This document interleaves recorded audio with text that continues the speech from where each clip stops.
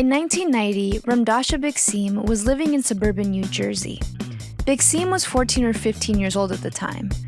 They were feeling isolated as one of the only punks and one of the only black people in their community. But they had a friend who moved to the Pacific Northwest.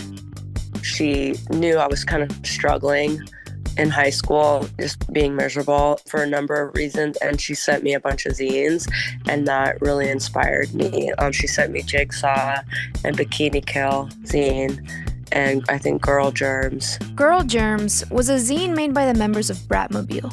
Bikini Kill drummer Toby Vale did the zine Jigsaw. The packages that arrived in the mail from the West Coast were a lifeline. They inspired Big to create their own zine called Gunk. In the early 90s, when Riot Grrrl was just gaining momentum, zines played a crucial role.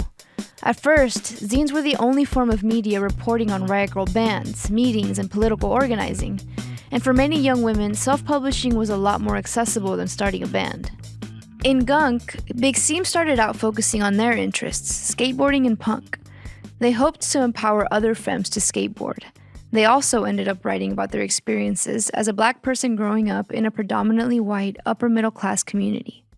And then started doing like zine reviews, band reviews, going to shows, interviewing people, and that's how I became pen pals with Toby Vale and Allison Wolf and Kathleen Hanna, and then it sprouted. And I mean, this was all before cell phones and everything, so like we wrote letters, so that's how I had a whole community that was like beyond where I grew up. There was a Riot Grrrl manifesto circulating at the time. Big reprinted it in one of their zines.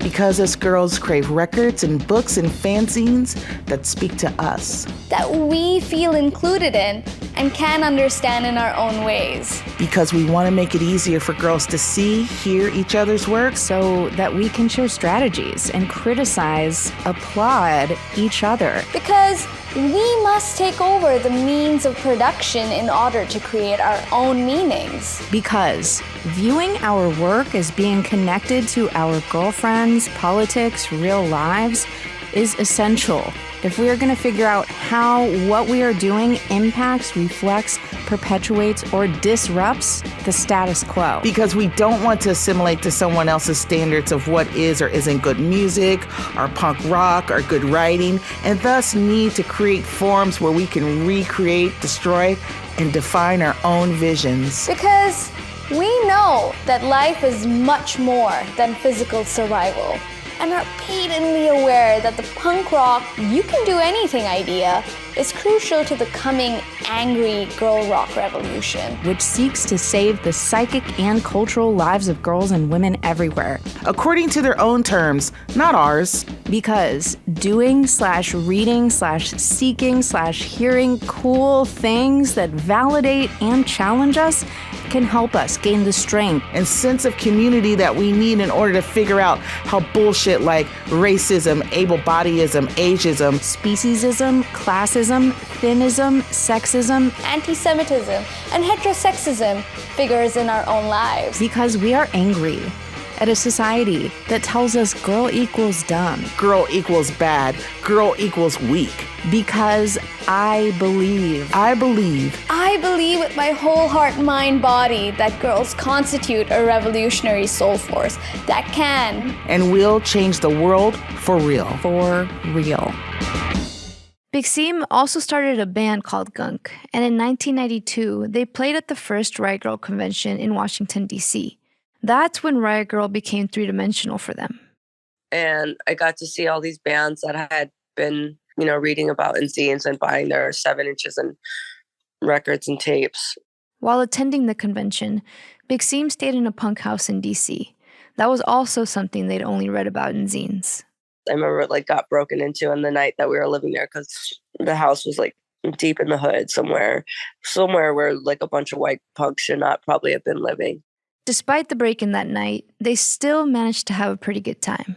There was a show in that house that night, and I remember Kathleen was go-go dancing, and yeah, it was just fun to have the kind of wild experience and just be in the spirit of the time, Big Seam says that part of what made Riot Grrrl fun was feeling like you were part of a secret crew. We had secret meetings. We had secret letters we wrote to each other.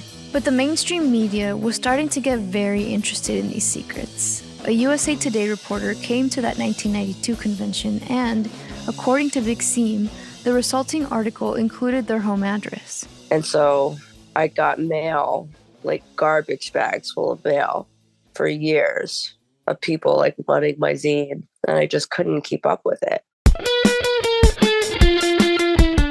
I'm Fabi Reina, founder of She Shreds Media, and this is Starting a Riot.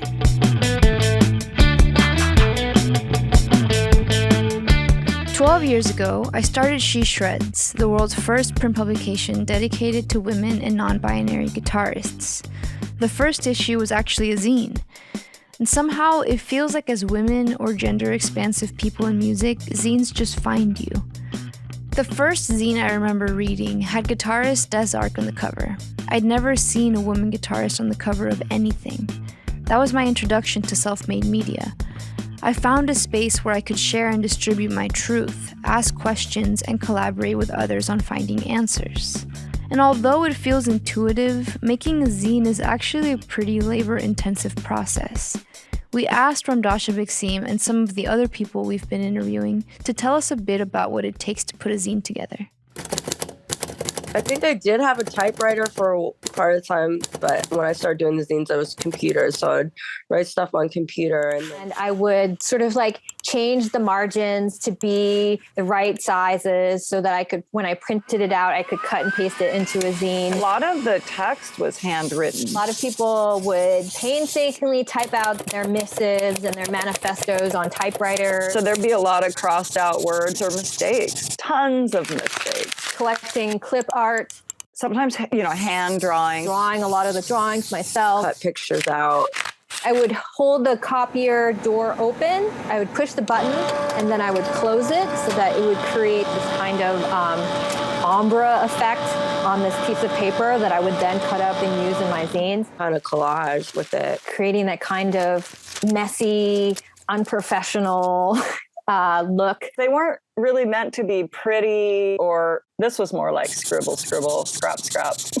Here you go. I love cutting things up and sticking them down with glue and moving them around and just playing with space. I just did the 8.5 by 11 fold over. Crowding the page or making a lot of negative space. I love doing all that stuff. And then I eventually got, the bright kind of stapler for zines. Access to a copier is really important. You'd kind of rely on someone having a parent who worked at an office that you could kind of sneak into in the middle of the night. We had a friend who worked at the Kinko's. She worked the middle of the night shift, and she would have punk shows at the Kinko's, and she would also let all the punks come in to make free copies of our zines. I would sneak the photocopier in the library, and that's how I published my zine that way. Self-publishing has a long history, of course. Zines, or fanzines, first popped up in the 1930s when science fiction fans started creating their own stories. These small publications really took off in the 70s when both punk and copy machines started to become ubiquitous. The very first thing to be called Riot Grrrl was a zine. Sarah Marcus is a writer and a scholar, and she's the author of Girls to the Front, the true story of the Riot Grrrl revolution. She's talking about the zine that Bikini Kill lead singer Kathleen Hanna created in the summer of 1991. The band was spending the summer in DC and wanted to connect with other young women in the punk scene there. They decided that the first way of finding people and building connections was going to be a zine. And so the very first zine was called Riot Grrrl, RIOTGRRRL. It was a single sheet of 8.5 by 11 paper folded in quarters. And it just had a couple little scene reports. And I think there was an announcement there was going to be a show. And they put out 2 more issues of that zine over the course of the summer. Drummer Toby Vale remembers reading some of Hannah's early zines and being really impressed. She was actually questioning binary thinking, and it was like postmodern writing. And it was actually very good. Zines were written for a limited audience of friends and friends of friends. I mean, in an era before anything resembling online social media, where nobody had sort of profiles to tell people who they were or timelines to say what they're thinking about in the moment. Like the zine is the way that you communicated with your community about who you are and what's important to you, what you're thinking about in the moment, what you're listening to, what you're reading. That's what Ramdasha Bixine was doing with Gunk. Allison Wolf of Bratmobile remembers Riot Grrrl zines being personal and confessional. Girls talking about things that had happened to them, whether it be sexual violence, domestic violence, just, whatever sexist experiences they'd been through. Sometimes people would write letters to us after reading the zine, and sometimes we'd print the letters. The zines had a kind of shared visual language as well. A lot of Riot Grrrl imagery kind of had to do with this virgin horror complex, that kind of contradiction of what's expected of women. So I guess sometimes things would be a little cutesy, but then all of a sudden they'd be like violent or sexualized as well. People might print 25 or 50 copies of a zine. These carefully crafted DIY projects were passed from hand to hand, traded and treasured, mailed to pen pals or left behind for someone else to pick up and discover. And in this way, the word spread about Riot Grrrl. The media at the time wasn't really covering alternative culture. I didn't think. I didn't see much of that. And so we definitely did have to kind of take over the means of production to have a voice, to represent ourselves. And so zines were, have always been kind of the punk way. So yeah, you didn't just like cut and paste and write things, and it was fun. It's very tactile, and zines were very, very tactile and urgent at the time. Being part of a band or starting a Riot Grrrl chapter might have seemed out of reach for many teenagers. There were logistical and financial barriers to both. But zines were a bit more accessible. A zine might cost $1 or $2, and they were not expensive to create. Even for people who grew up far away from Olympia or DC, zines were available through the mail. That's how Ramdasha Bixine became part of the Riot Grrrl Secret Society all the way from New Jersey. But they were one of only a few people writing about race. A 2015 Vice article about the New York University Riot Grrrl collection of zines refers to Bixine as Riot Grrrl's black friend. And Bixine says that's not too far off. Sometimes they end up feeling like a footnote in the history of the movement, and it bothers them. People get erased, and I think that actually happens with Riot Grrrl and punk, where it's like, well, there was just one Ramdasha. There wasn't. There was a lot others too. There was a lot of people that were influenced, and there was a lot of people that were like there too, Coming up after a break, we'll dive into the story of a young Vietnamese refugee who founded a zine that ended up connecting punks of color everywhere.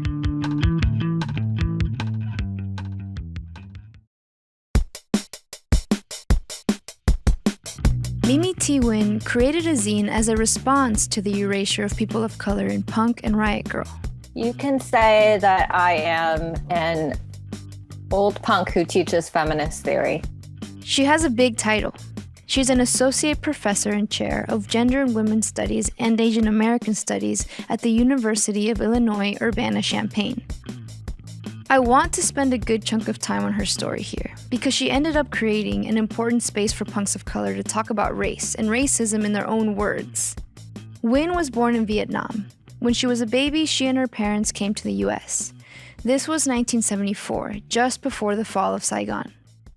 Everyone's seen those kind of very ubiquitous photos of South Vietnamese fleeing Saigon in those last few days, right? The people who are trying to get on that helicopter, on that roof, and people crowded into cargo holds and stuff like that. So that was us. The family eventually settled in a suburb of Minneapolis. She remembers that there were maybe 4 Asian kids in her entire elementary school. Nguyen and her brother were 2 of them. I was an outsider. I was a weird kid. We were poor. All our clothes came from church basement rummage sales. Everything was secondhand. And I remember making certain kinds of conscious decisions to embrace being an outsider. When she was a teenager, Nguyen's family moved to San Diego, where she started reading Maximum Rock and Roll. This long-running zine still exists in digital form, and it was one of the most widely distributed zines in the world. It's been around since the early 80s and has always been devoted to covering the punk underground. Wynn found some back issues at a store called The Black Cat. She remembers that she asked her dad to take her there to buy striped tights.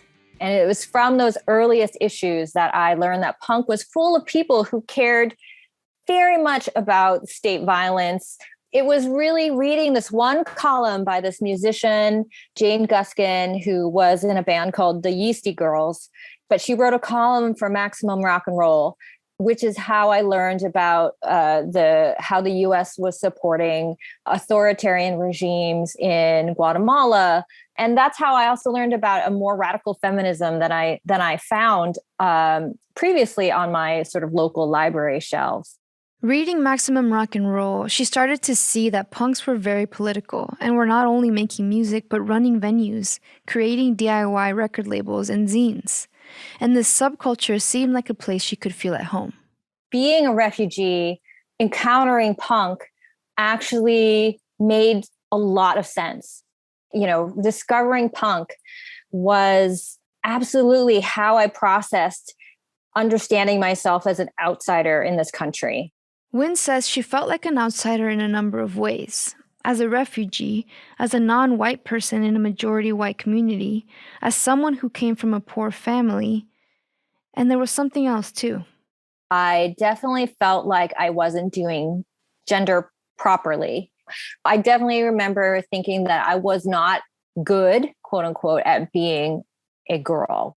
So of course, she was ready for Riot Grrrl. She first heard about it from other kids at school. And then I was like, oh, okay, here it is. But ultimately, Wynn's relationship to Riot Grrrl was complicated. I felt that the intervention that Riot Grrrl was making into the scene was a necessary intervention for challenging the gendered politics of the scene. But politically, I didn't always feel like I was on the same page just because I had my eye on a critique of state violence and empire in a way that, you know, it wasn't necessarily not a part of Riot Grrrl, but is definitely not central to Riot Grrrl, right? By this time, Wynn was deep in the Bay Area punk scene. She was volunteering her time to Maximum Rock and Roll, as well as a record store and community space called the Epicenter.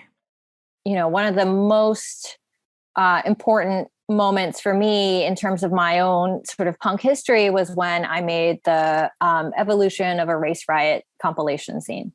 She started Evolution of a Race Riot in response to her own experience of racism at Maximum Rock and Roll. They printed a column that included a racist and sexist trope about Asian women. Wynn wrote an angry letter in response, outlining all the ways that the original column was hurtful and wrong. And the columnist's response was to write a follow-up, attacking her specifically in ways that were both racist and sexist. Maximum Rock and Roll deemed the second column satire and printed it, despite the zine's policy against racism, sexism, or homophobia. So I felt very betrayed, very angry. I felt alone. And I felt like I was being evicted from the punk scene, right? I had made this a home and then I was without one. And people were they didn't know how to react to this column coming out about me in this international punk magazine, right? The Punk Bible. So I really felt like, you know, because of this, I was done with punk. But instead of quietly exiting the scene, Mimi T. Wynn did something else. She started seeking out other people of color in punk, through word of mouth or through zines. She wrote to them and asked them to send in submissions for this compilation she was putting together. She called it Evolution of a Race Riot. And I started just receiving, in this kind of like snowball effect, these really intense, like multi-page handwritten letters from kids of color in the punk scene or in goth scenes or whatever that were just spilling their guts and their feelings and their fears and their anxieties and their worries and their anger. And so I was just getting these like intense confessions and manifestos from all these punks of color from all over the place. And like, it really fortified my sense that I needed to do this. I needed to put the scene out. that we needed to have this conversation in punk about race and racism and in our scene, and to create this kind of informal record of our presence in the scene, and also to create a critique of those practices within the punk scene that made us absent. Win put out 2 issues of Evolution of a Race Riot, and each zine was a thick volume of over 50 pages with dozens of contributions. These came from young people of color documenting their experiences in punk. Some of the most powerful writing, I think, in the Race Riot zine came from a lot of women of color who were part of Riot Grrrl and had their hearts broken by it, in the same way that I had my heart broken by punk at the time. These young women were disappointed with the way that race was talked about in Riot Grrrl, or not talked about at all. I remember reading in a Riot Grrrl zine, a bunch of anti-racist tips. And I remember the tips included saying hi to people of color as you see them walking down the street. And, just make more friends of color. And it was so weird. There was a way in which it felt like this kind of pursuit of intimacy with people of color was just so, honestly, just creepy. This feels very relatable. Often white people will come up to me and say, "Hola" and "gracias." In 2023, it seems like everyone knows they have to talk about race, but in these kinds of interactions, it still feels like something's being extracted from me. Rimdashabik didn't contribute to Mimi T1's zine, but they ended up writing a lot about race and gunk, even though they set out to write about skateboarding and music. I always say this with talking about racism and white supremacy. It's so boring to me, honestly. It's a very boring topic. I wish there was something else to talk about. It's there's so many other things I'm interested in. But yeah, that was what I was living. So I was experiencing being a Black person in a white supremacist world and just trying to enjoy my life. And then, there's just all the haters that don't want you to be free and to be great. Both issues of Win's compilation zine are available online, and the physical copies live on as well. Even now, I still hear from people who tell me that they have a beat up copy of Race Riot that they got from their older brother's girlfriend's stash of zines that were in the attic or something. I just hear about it still circulating and still functioning as a kind of touchstone for people. And that's really humbling for me.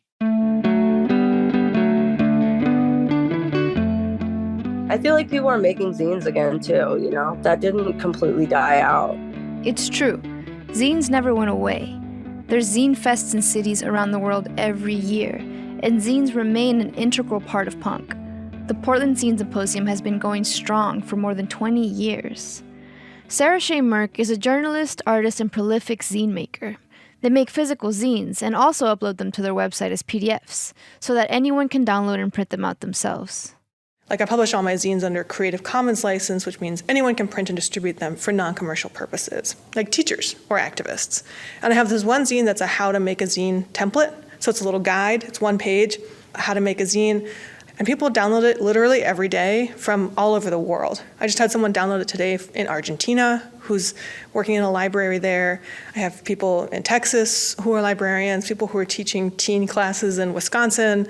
Literally every day somebody downloads it and is using it to make zines somewhere around the world. Bikini Kill drummer Toby Vale has resisted attempts to create online archives of her zine Jigsaw. For her, part of the beauty is that they capture a moment in time. I think of fanzines as being kind of ephemeral. I don't know that they should last forever. It's cool to have a fanzine collection, but it's also cool to think of them in this way as it's like a message in the bottle and you throw it in the ocean and it goes out to somebody and then it's gone. Vale says she wants to see more people making zines. It's not just a relic. Paper is not just a relic. It's actually a realm where people can interact outside of corporate control. And that is still valid and viable for cultural democracy.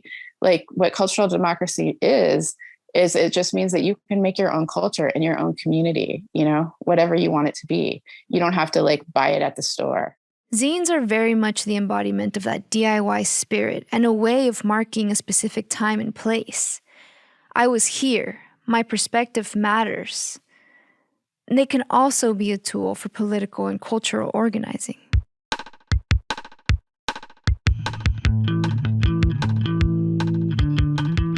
In the next episode, we'll dig deeper into the activism that was central to Riot Grrrl. What if we got those girls screaming in the audience to actually start a revolutionary subculture of young feminists and, get them to all start bands? So when I heard this music and connected to these lyrics and everything that I heard about that was going on, it felt like this wake-up call. Like, oh, wait, we don't have to accept this. We can fight this. Like, we can be angry. I absorbed all of it and felt like that was part of my sort of political awakening.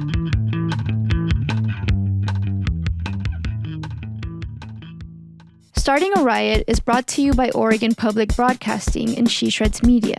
Thanks to all the members who make podcasts possible at OPB. This podcast is hosted by me, Fabi Reina. Julie Sabatier produced this podcast, and I'm going to hand the first part of these credits over to her. The songs you heard in this episode were Sneaking Into Your House by Emily's Sassy Lime, Intermission 247 by Heavens to Betsy, Taut by Big Joanie, I'd Rather Eat Glass by XQ17, and Remember by the Linda Lindas. Thank you to the band members and to Terrorbird and Kill Rock Stars for allowing us to use those songs. You can find a playlist on our website, opb.org/startingariot. You should also go out, buy the music, and support the artists. Our editor for this project is Sage Van Wing. Our theme music is composed by Ray Aggs. Listen to their solo projects and their bands, Trash Kit, Shopping, and Sacred Pause. Our sound engineers are Naleen Silva and Stephen Cray, all mixing and mastering by Stephen Cray. Thanks to Ryan Haas, Anna Griffin, Donald Orr, and Prakruti Bhatt for their listening ears. Also, thanks to JT Griffith and the team at Liminal Music for their help with music rights. Thanks to our Riot Grrrl manifesto readers, Dina Barnwell, Jen Chavez, and Prakruti Bhatt. If you like our podcast, please subscribe wherever you get your podcasts and leave a review. It helps people find us.